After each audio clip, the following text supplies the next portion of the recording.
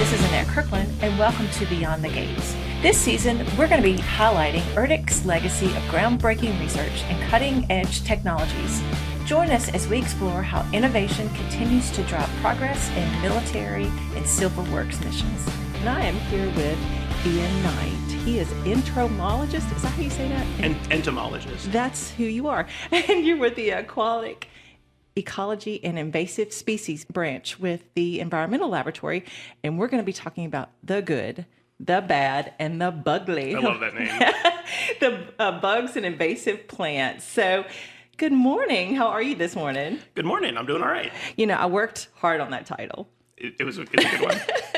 It might go down as probably the best one we've come up with so far. So anyway, so tell me about yourself and your background, Ian. Yeah, so like you said, I'm an entomologist. I have a Master's of Science and a PhD in entomology from the University of Georgia. I got that in 2017, so not super long ago. After that, I did a postdoc at LSU working on the invasive Rosocane scale in Phragmites down in the Mississippi River Delta. And then before I became a full-time Fed, I was a postdoc here at ERDIC, an ORISE postdoc, where I worked on the cold tolerance of some of our biological control agents. Okay. So that just dives into what is your role at ERDIC? Yeah, so now I'm a biologist in the Aquatic, Ecology, and Invasive Species branch. I'm part of the biomanagement team. So within that branch, there's a couple of teams. I'm on the biomanagement team, and we focus primarily on invasive aquatic weeds. And then even within the biomanagement team, there's kind of like two subdivisions. There's like the herbicide guys and the biocontrol guys. And I'm on the biocontrol side. And so what we do is we help stakeholders manage invasive aquatic weeds through biological control. Okay, so you get into the weeds of it, right? Yeah. So can you tell us about some of the invasive plant species that pose a threat to our ecosystems in this area, and what makes that such a problem? Yeah, so well, the ones that come to mind immediately are some of the invasive aquatics, because those are the ones that we primarily deal with in the aquatic ecology branch. Okay, right, exactly. And so some of the ones that I spend a lot of time with, the first one that comes to mind is alligator weed. We also work with giant salvinia, water hyacinth, parrot's feather, hydrilla, some others that we don't really have here in Mississippi, but flowering rush, nymphoides, yellow floating heart. So there's a kind of a bunch that all do very similar things. So what do these plants do? So one of the biggest issues is they tend to outcompete and displace other native aquatic species. That can be anywhere from like just crowding out other plants, where they'll just completely dominate a habitat, and all those like native species that should be there get pushed out. And then all the other species that rely on them for like food or habitat, they tend to get displaced as well. Floating plants like salvinia can also smother plants like SAVs or submerged aquatic vegetation. So all those plants that kind of grow under the surface, floating plants can smother those. And then a lot of times what will happen is the high biomass production. These plants can put out so much material that when they eventually die, all that material sinks and decomposes, and it can really deplete oxygen levels. So really? Yeah. Wow. So is that okay? Go ahead. So that's just the ecological side. Right. Sorry, No, I dived into it. There's a whole Absolutely. other reason why the Corps cares, and that's because in addition to just being bad for all the native species that live in these systems, these weeds can like have really big management implications too. They can impede recreation. So any place that the Corps manages for recreation, these plants can get in the way, either just physically getting in the way. Some of them can be really unpleasant to swim around. When you say unpleasant, what do you mean? Well, one that comes to mind, and we don't actually have it here in the States yet, but it's a plant called water soldier, which is at risk of working its way into the Great Lakes up from Canada. And in addition to doing all the things I just described, the leaves are really sharp and kind of serrated. Ooh. And working with them is super unpleasant. And if you swim into them, you'll get cut up real bad. Ooh. So yeah, that's not, most of our plants don't do that. Most of the time they're just, they'll get in the way of, like I said, recreation. They can clog up waterways so you can't get your boats through, so they impede navigation. Sometimes infestations can get so thick in like navigable waterways that it impedes like navigation equipment. They can clog or interfere with locks and dams. And so yeah, lots of core operations can be impeded by really severe infestations of aquatic weeds. So the way that they travel from one body of water to another is what, boats that the I guess the seeds or something get on the boats and then you take a boat somewhere else. I mean, how does it travel to another body of water like that? Well, so assuming that you were not just talking about them moving, right, within connected waterways, yeah, that tends to be the big one. Okay. Is making sure that people wash their boats, because these materials, a lot of these can grow clonally too. Mm-hmm. So it's not even seeds; it's literally just plant material that clings to a boat. It's pulled out of one water body and put into another. And yeah, that's how they spread. In fact, when we're out looking for sites to study invasive species, or we're trying to collect genetic material for some of our studies, the best place to look for infestations of floating aquatic weeds is around boat ramps, because that's where they're getting in. Gotcha. 10-4. Okay. So I understand you're using an interesting approach to controlling invasive plants. How are bugs involved? Yeah, well, so we kind of hinted at it. It's biological control or biocontrol. And it's not exclusively insect. Now, I'm an entomologist, and that's primarily what I work with. But it's not just insects. It's essentially using what we call natural enemies. And it's any kind of organism that, preys or impedes, our target organism. Because biocontrol isn't just for plants either. You can control lots of invasive species. But yeah, and so the idea is that we use these natural enemies, so insects, pathogens, mites, little like other arthropods that will feed on these plants, to essentially reduce these infestations, and that can happen a lot of different ways.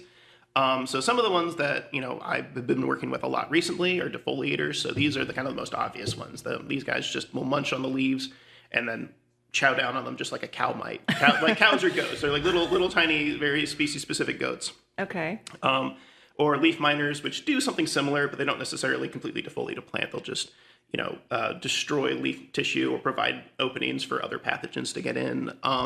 There's seed and flower feeders. So these are insects that will kind of get into developing seeds or flowers, and they won't so much kill a plant so much as they will reduce its ability to reproduce. So these tend to be more effective for annual species where you can get in. If you can reduce that seed bank over time, that's one of the ways you can use biocontrol to control them.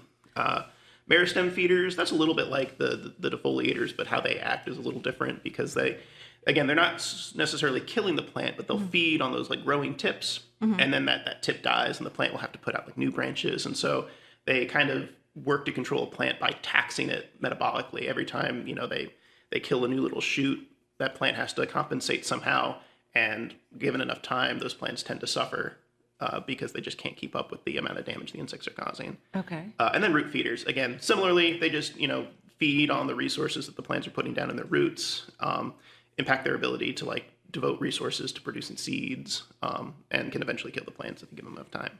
That's what I was going to ask. So eventually it will kill the plants. Most of them. But, well, it really depends on the system. Like every target weed or kind of responds a little differently. Okay. So if you're just tuning in, I am speaking with Ian Knight. He is with the Aquatic, Ecology, and Invasive Species branch, and he's an entomologist. Did I say that right that time? Entomologist. Okay. I have a problem saying that for some reason. It's all good. Okay. So what are some of the advantages and disadvantages of using bugs compared to other methods to manage these invasive plants? All right, yeah, so we'll start with the disadvantages. So probably one of the most obvious ones is developing biocontrol agents can take a really long time, up to and probably around 10 years to discover and approve a biocontrol agent for a particular weed. And then even after they've been evaluated and approved for release, getting them established can be really challenging. They're organisms, they can be finicky. So like I said, they are living organisms, and how effective they can be can sometimes be influenced by climate or weather, and just other biotic or abiotic factors. For the insects that we work with, there are other insects out in these systems that will eat them. I've released beetles just to see them kind of fly, and then a dragonfly come and scoop them up. So you've seen that. There's other things that eat them. So the trick is, you got to get enough of them out. You got to make sure they get established. The conditions have to be right. Right. And depending on depending on the weed, these insects are dependent on these plants for survival, so they generally won't eradicate an infestation. And by the time that you're using biocontrol as a tool, eradication is really no longer the end goal. Mm-hmm. The point for biocontrol is to try to reduce these weeds in the environment so much so that they're still present, but they're no longer causing the negative impacts that make them invasive species. Right. So now for the advantages. So the upsides to biocontrol are when you get establishment, they can provide perennial control with little to no, further input. Mm-hmm. Now, sometimes you have to go back and maybe do some re-releases, but for the most part, once they get established, your management costs go way down in the places where they're effective. They're host specific, which is one of the things that's really nice. So part of those, like that 10 or so years of development I was telling you about, a lot of that's spent making sure that they're not going to eat anything they're not supposed to. I was thinking about that earlier. Like, how do you make sure of that? That what you? So the way that's done is, and I'm probably not the best person to ask because we don't do that kind of evaluation. Here at the Corps. Now there are agencies within the U.S. that'll do that, and there's lots of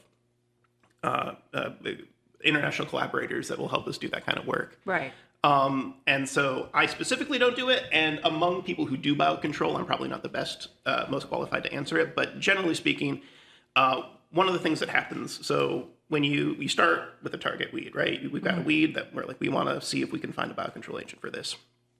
The first step is, we'll find a partner in the native range for that weed, or native ranges, because sometimes these weeds can be really broadly distributed.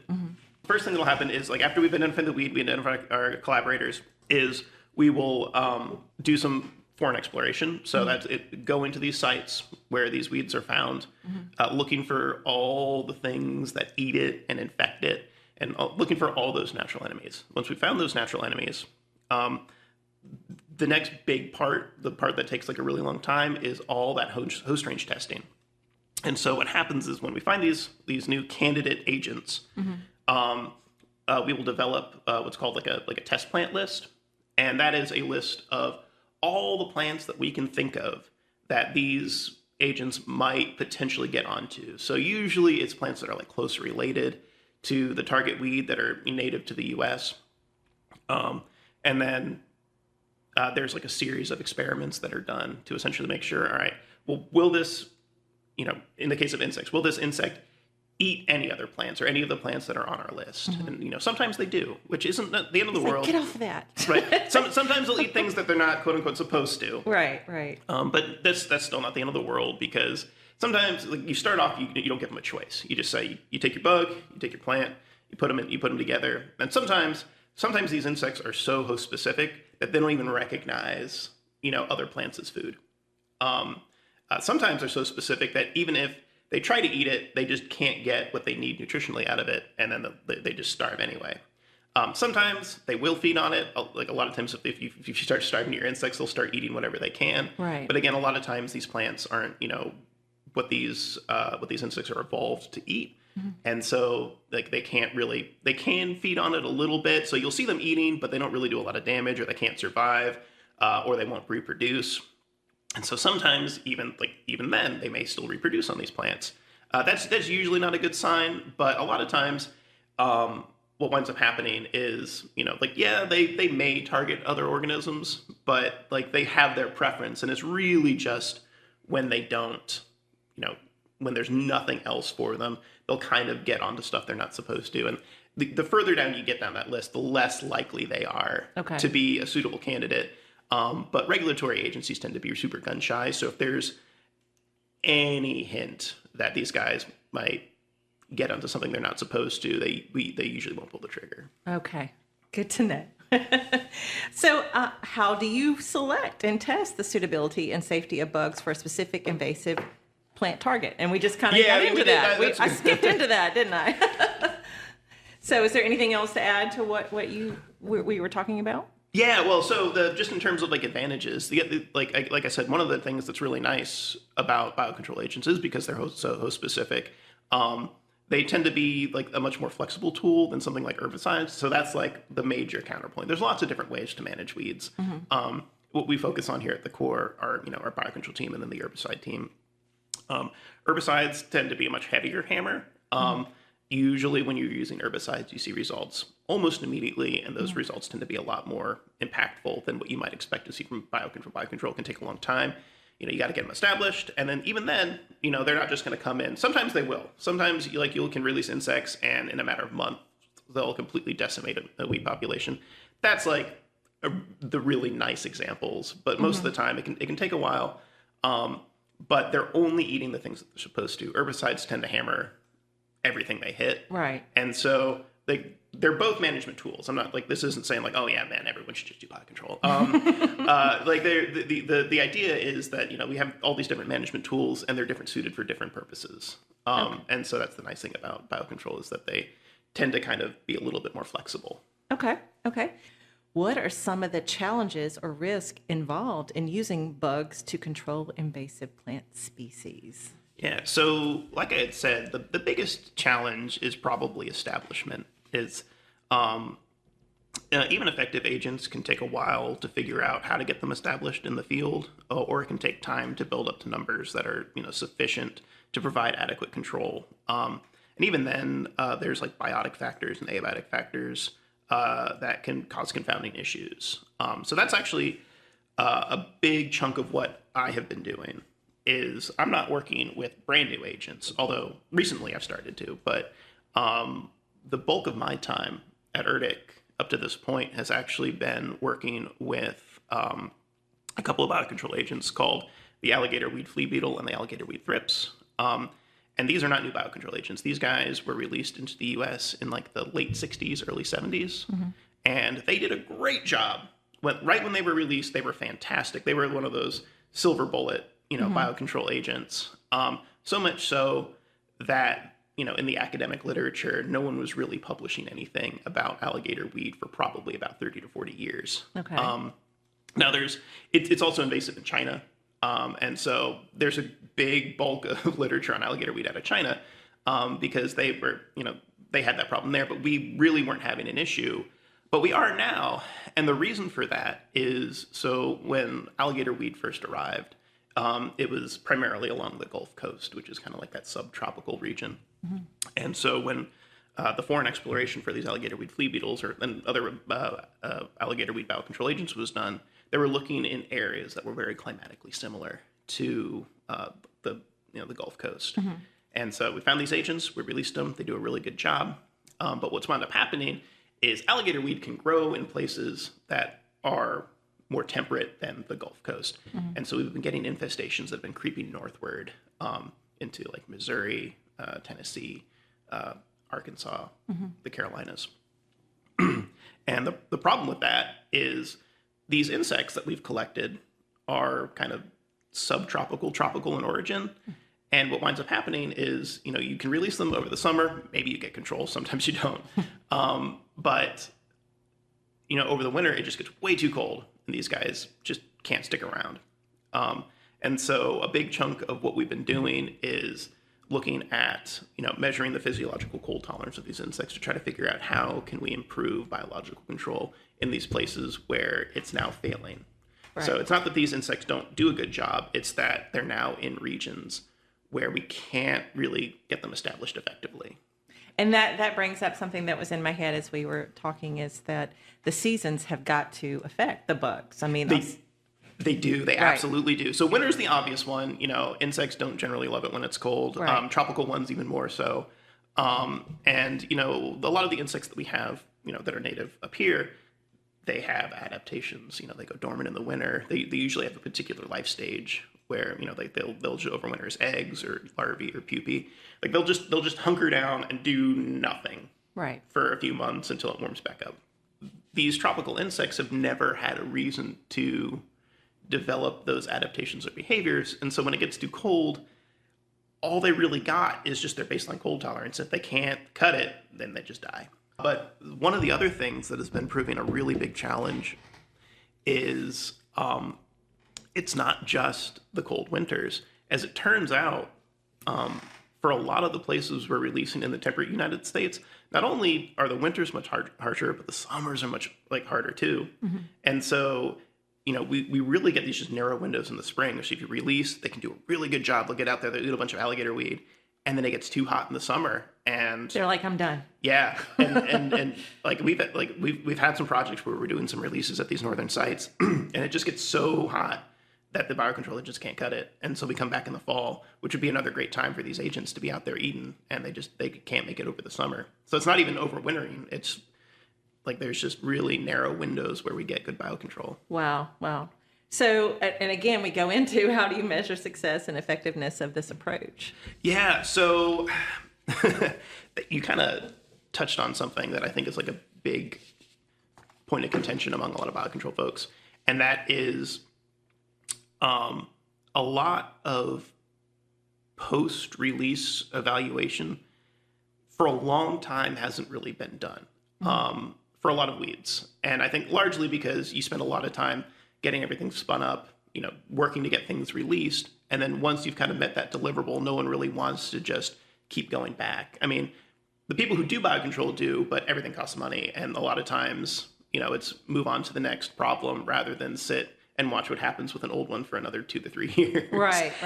And so there is a pretty big push among biocontrol scientists to really try to work that into projects where it's like we're not just releasing them, we really need to release them and then monitor to see, what kind of control we're getting.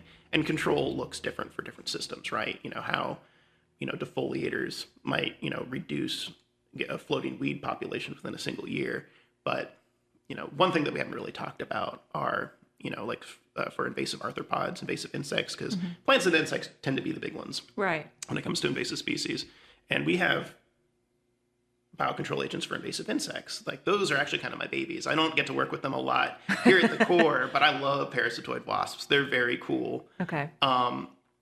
And so sometimes these are pests of, there's a biocontrol agent for emerald ash borer. And, how you measure successful control of emerald ash borer looks very different than how you would measure control of giant salvinia. Right. Because those infestations look different. So how you measure success kind of depends on the system. But yeah, generally the idea is, are you mitigating? I guess there's kind of two benchmarks, right? You want to look at, are these invasives still present in the system? And if so, at what levels? And I think more importantly, are your management objectives being met? Are your natives coming back? Are your dams and locks getting clogged up? Can boats get through your waterways? Right. And so I think that's another measure of success, but a lot of times it doesn't necessarily get related directly back to biocontrol, oftentimes because a lot of times in these systems, we're not just using biocontrol. Again, there's lots of different management tools, and biocontrol is kind of one of those ones that gets thrown into a bunch of different ones. Okay. Well, I'm gonna throw something out there to you. I mean, you're very passionate about your subject matter. When you were younger, did you imagine this is what you were going to be doing? No, it's really funny. So a lot of, especially, in entomology, I think a lot of folks are like, oh man, did you just love bugs growing up? No, I hated bugs. I was terrified. They were icky? Terrified of most of them. Or ambivalent. It wasn't like they were gross. It was just, I'd really rather, I was just scared of them. Like you're scared of bees. Right. And when you don't know a lot about bugs, every bug is a bee, Right. And I was more interested in sustainability. That was something, especially, one thing I didn't mention was I did my undergraduate in environmental science. So conservation, sustainability has always been something that I found really interesting. And then I just kind of lucked into my graduate degree program because the way it was kind of advertised was as an IPM position, so integrated pest management. So that was, which can include biological control, but it doesn't necessarily have to. So my background wasn't even originally in biocontrol, but that's how I got into entomology. And then I've slowly been shifting my career over to biocontrol, which I think is, really what I want to do. So I'm pretty stoked to be here at Erdic because I'm kind of doing my dream job. It's really cool. Well, everybody that sits in the seat that you are in now they're passionate about what they do. And I was just, like I said, I was just picking up to see if this is what you envisioned yourself. It is not. Doing. If you had told me I was going to be an entomologist when I was 5, I'd be like, what's an entomologist? Speaking of that, I am speaking with Ian Knight. We are talking about the good, the bad, and the bugly, bugs and invasive plant. He is an entomologist. Did I say it right that time? Entomologist, Yeah, I did it. Yay. Okay. He is with the Aquatic, Ecology, and Invasive Species branch. So this year, we're celebrating how the labs came together 25 years ago to form the One Erdic, one organization of experts across multiple disciplines. How do you communicate and collaborate with other researchers, stakeholders, or the public about your work on bugs and invasive plant management? So, even though we're not technically academia, I think, a lot of the work that we do kind of mirrors how dissemination of information is done in academia. So more generally, like our work is communicated to other researchers and stakeholders via academic publications and technical notes and conference presentations. So, we're constantly interfacing. Like one of the things about biocontrol in particular is by necessity, it's a very collaborative discipline. And so, we're constantly reaching out to other biocontrol scientists around the world, comparing notes, talking about, new invasive species, better ways to get a lot of these agents established. Because it's not just, so we don't just have invasive species here in the States. We've got invasive species are a problem all over. Right. So it's not just, we're not just going to other countries to bring biocontrol agents here to control our weeds. South Africa has a huge biocontrol program, like lots of great biocontrol scientists in South Africa, because they've got a lot of invasive aquatic weeds. They have a lot of the same invasive aquatic weeds that we have here. So things like water hyacinth, giant salvinia, water lettuce. So a lot of these invasive aquatic weeds, they have problems, and they use a lot of the same agents that we do. And so, when we have trouble getting these agents established, we might reach out to the South Africans and be like, hey, this is a problem that we're having. And they'll be like, oh, well, we've been trying it this way, or this is something that we've observed in our system. So there's a lot of it is kind of like, behind the scenes, right. Because it's not a huge community, and it's because it's such a collaborative one. There's lots of emails, but I think more broadly, publications, tech notes, conference proceedings. Within Erdic, we do have the RD conference. It's been a couple of years since I've presented at one, so I'm probably a little overdue.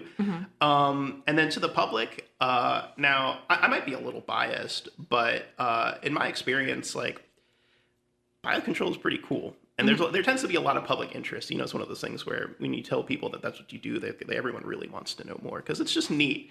I think it's one of those things where it's like, herbicides are definitely a very powerful management tool. They can hit a problem very, very hard and usually make it go away really fast. Biocontrol does not work that effectively, but it is a little bit more romantic. And I like the way you put that, romantic. Yeah. It gets people's attention too, like you said, because people they like to learn more about how that can be effectively used. Yeah, and so I've been really lucky because folks will reach out to me, right? Because they hear what I do and they're like, oh man, we want to hear more about that. So right. So in terms of just reaching out to the public, I've given multiple master gardener or master naturalist seminars, right? Just because people want to know about it. I bet little kids do too. Yeah, it's funny you mentioned that. Someone mentioned me giving a presentation to children, and I don't know. I think I tend to be a little bit too technical and verbose for putting me in front of children to necessarily be a good idea. I'm understanding what you're talking about. So, what are some of the current or future projects or innovations that you are working on or involved in related to bugs and invasive plant management? Yeah. So. Some of the new ones that I'm really excited about is we're working on building a project to do some foreign exploration for an invasive species called European frog spit. Okay. I'm actually saying it wrong. It's European frog bit, not frog spit. And so it's a floating aquatic invasive up in the Great Lakes region. So kind of New York through over to Wisconsin. Does all the same things that I described earlier with clogging up waterways, displacing native vegetation. Kind of integrated into that project We are hoping to do some work with water soldier. So we don't actually have water soldier here in the States yet, but water soldier and European frogspit tend to co-occur we're like in Europe. And so we're kind of hoping that we're going to do this foreign exploration for European frogspit, but also keep an eye out for some potential water soldier biocontrol agents, because it's one of those species that's kind of like on the horizon. And so it'd be really good to try to nip that in the bud. So that's going to be really exciting. It's the first time I've been directly involved in a foreign exploration project, so I'm really excited about that. Another project I'm pretty stoked about is we are spinning up a giant Salvinia IPM project. And so I mentioned IPM earlier, and what that stands for is Integrated Pest Management. And the idea is that it's how do we effectively integrate different management tools? Okay. Now, in the case of this study, what we're doing is we're looking at how we can effectively integrate herbicide management and biocontrol agents. Because we have herbicides that can hit Salvinia really hard, that tends to be really effective. And we got biocontrol agents that are also very, very effective. And traditionally, what's been the case in giant Salvinia management is you usually do one or the other. The upside to the weevils is when you get them established, they tend to just kind of get rid of Salvinia as a problem. It's still present, but they can provide really good control, but they can take a really long time to get established, and they're not very cold tolerant. And so when you see these really bad infestations, usually kind of like, Eastern Texas, Northern Louisiana, I think we might have some in Mississippi. They've got a big problem up in South Carolina. So in these places where the winters get quite a bit colder, we can't really use the weevils effectively, because it takes them too long to get established, and they just don't survive the winter well enough to provide adequate control. Herbicides are really powerful, but in a lot of these systems, because it's a floating aquatic weed, and not only is it a floating aquatic, but the plants are also quite small. Individually they're quite small. They form these giant mats, and so that means they can kind of worm their way in through places that are otherwise really inaccessible. So if you think about a lot of these waterways, they're just full of cypress. There's lots of little inlets, lots of other vegetation, and Salvinia can get right up underneath all of that. And so getting adequate coverage with your herbicides is really, really difficult. Right. The weevils don't have a problem. They can get into all those little nooks and crannies, but we have trouble getting them established. Herbicides are more powerful, but we can't necessarily hit them where we need to. And so what this project is aiming to do is look at how we can integrate herbicide and biological control to improve management. Okay. And so IPM is a big thing in agriculture. It's not something you see done in control of environmental weeds. A big reason for that is because of how integrated pest management is evaluated. You really need a benchmark by which to evaluate your success. And we don't really have those for environmental weeds. So if we were growing cotton, so I worked in cotton for my master's, if we were growing cotton, part of integrated pest management is having what we call like economic injury levels and action thresholds.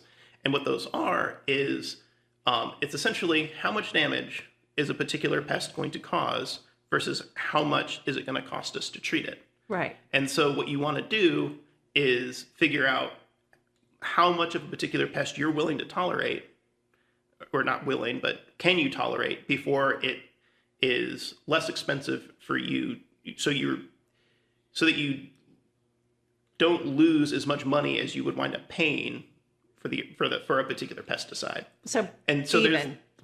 Or break even, or ultimately Right. You don't really want to break even. You really want to like have higher yield. The problem is if you treat a pest when populations are really, really low, you don't know that you're necessarily preventing a significant amount of damage. You're just spending money on herbicides.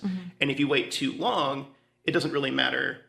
You've already lost a significant portion of your yields, to damage, and then you might recover some of it by using pesticides to kind of knock your pests back. But it's finding where that economic level is to maximize profits, because that's the ultimate thing, right? It's money. It's how much money are you making? How much money are you spending? And in environmental systems, we don't have those thresholds. I mean, really, we would prefer that these weeds just not be there at all. But part of what we're doing in this project is we've got this kind of management strategy that we call maintenance control. And maintenance control wasn't originally developed as an IPM strategy, but one of the things when I became a part of this project, I looked at the protocol for maintenance control, and I was like, this provides a really good framework for conducting integrated pest management in an environmental weed system. And so we're using maintenance control strategy, like a maintenance control strategy, to evaluate how to integrate herbicides and weevils. So I don't know. I think I just rambled on about something very technical, but it's a project I'm very excited about. It's going to be very cool.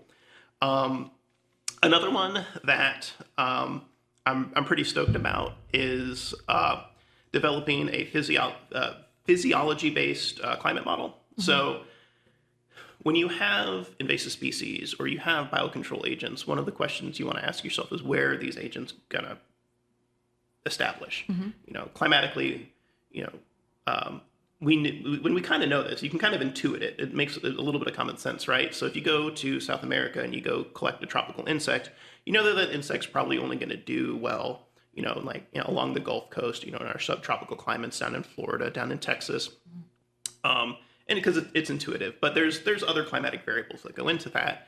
And there's a more sophisticated way of modeling it. But the way that's typically been done is you look at where a species occurs in its native range, and you look at the climate of those areas, and you kind of superimpose that over the target range, and you say, like, all right, well, these areas are climatically similar to places where this insect is found, or this biocontrol agent is found, or weed. You can do climate patching for anything. Mm-hmm. And so we think that based on these similarity in climates, that this species will do well in this particular place, or these places are very different, so we don't think that they're going to do very well. But it's just a presence-absence based thing. It's like if we see them in one place, we just kind of make the assumption that they'll do well somewhere else. And what this model is trying to do is it looks at physiological measurements that we've determined experimentally. So we're actually measuring cold tolerance, and then we take those values and we plug them into a model. So it's not just, do we see them here? Do we see them there? Will we see them there? It's like, this is how hot it can get for this long before our insects are going to die. Or this is how cold it can get for this long before these insects are going to die. And so I spent a lot of time, mostly last year, developing this model. And so we need to collect a little bit more data before we're ready to publish any of it. And there's definitely some kinks that need some working out, but it's a very cool model that I'm very excited about. So, well, as listeners always find out, it's always about the data, and that's what ERDIC collects and to analyze these things. So that's so very important for what you do.